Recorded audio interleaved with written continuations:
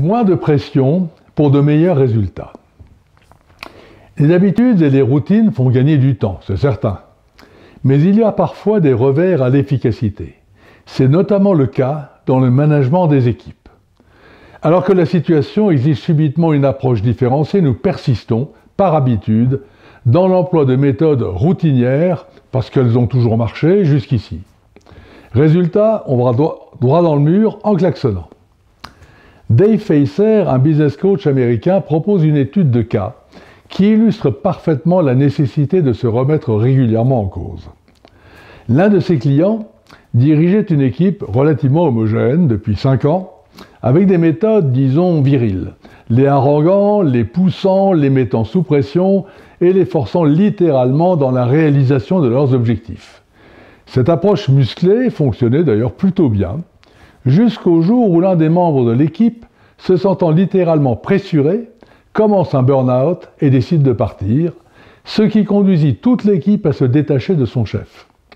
La dynamique qui avait régné pendant 5 ans se transforma alors subitement en spirale de l'échec, car le chef, sûr de ses routines, entendait bien les poursuivre et se montrait même de plus en plus exigeant, alors que l'équipe se délitait.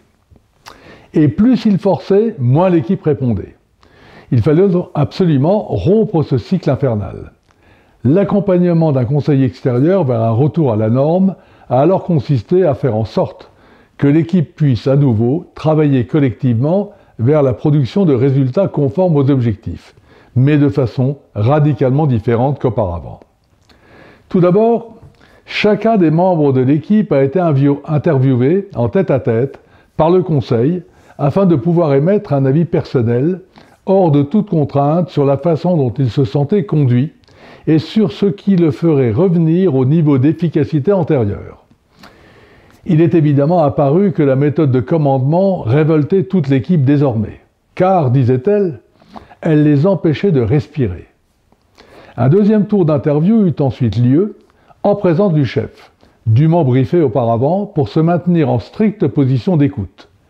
Il se montra d'ailleurs intelligent dans cette épreuve, tant sa motivation pour la réalisation des objectifs était intacte. Son attitude consista alors à tout simplement commencer par s'excuser, sans emphase, juste « je vous présente mes excuses », à s'ouvrir et à impliquer chacun des membres de l'équipe dans un dialogue sur les objectifs et sur la façon dont ils envisageaient de pouvoir les réaliser. Au lieu de les pousser, il leur demandait juste comment ils allaient s'y prendre et quelles étaient leurs suggestions. Enfin, à réunir son équipe en séminaire pour lui demander comment elle ressentait ces changements et ce qu'elle était prête à faire pour que ça marche, lui-même prenant l'engagement formel de rester désormais dans une attitude d'écoute et de conseil, à l'inverse de son comportement antérieur.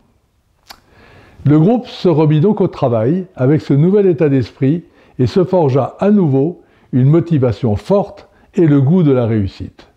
Ils fêtent désormais leur moindre succès, s'organisent collectivement quand il faut donner un coup de collier et se challengent d'eux-mêmes en interne. Réduire la pression pour de meilleurs résultats, ça marche. Mais chacun doit vouloir les atteindre par sa seule volonté. Ce que Jean Todt explique ainsi. Atteindre l'objectif est ce que je préfère. De même que lorsqu'on escalade une montagne, c'est difficile et on souffre. L'implication, l'attention et l'émotion sont importantes. À bientôt.